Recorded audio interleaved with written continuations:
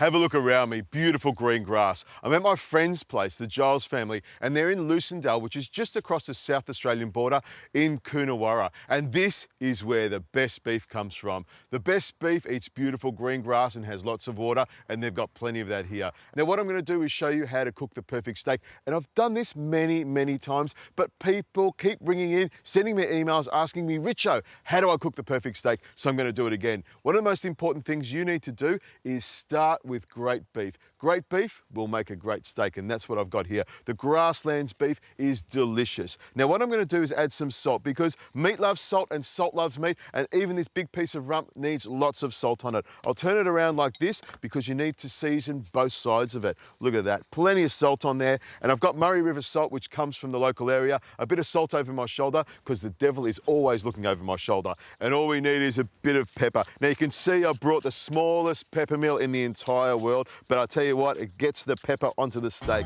Turn that over like that and put pepper on both sides. Now to help the heat get into the steak, what I like to do is just drizzle a little bit of olive oil just on both sides. And what that does is it helps to transfer the heat from the pan onto the steak, which is what you want to do. Now you could get really fancy here and put some dry rubs and marinades. Me, I just like a little bit of fresh thyme from the garden here. Sue picked this for me herself, and I'll put a little bit of thyme on the outside. Now all I need to do is make sure that comes up to room temperature, which won't take long at all, and then I'll pop it on the fire over there, just as my ancestors used to do thousands of years ago.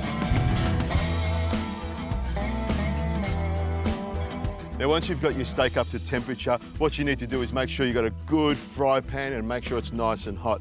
What I do is put a couple of drops of olive oil into the middle there. You can see it's nice and hot. Now I've got these beautiful coals here that are going to give me some great heat. So when I pop this in, you'll hear this sizzle. That's beautiful.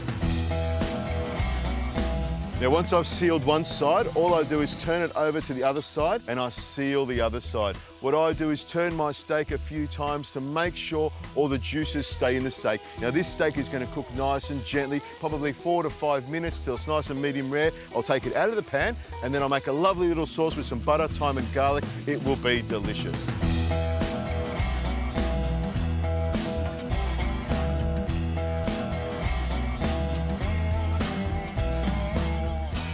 People often ask me, how do you get a medium rare steak or a medium steak? Well, one of the best ways of doing it is using a digital thermometer.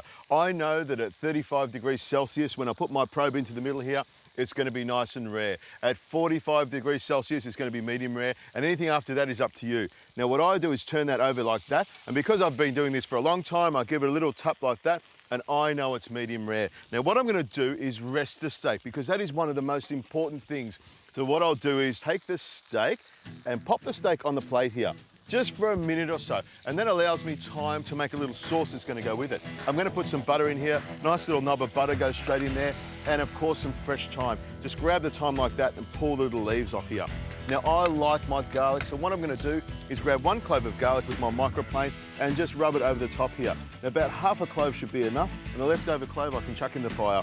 Give it a bit of a tap like that. Now all I need to do is swirl that around a little bit and pick up all the juices that are left over in the pan from that cooked steak.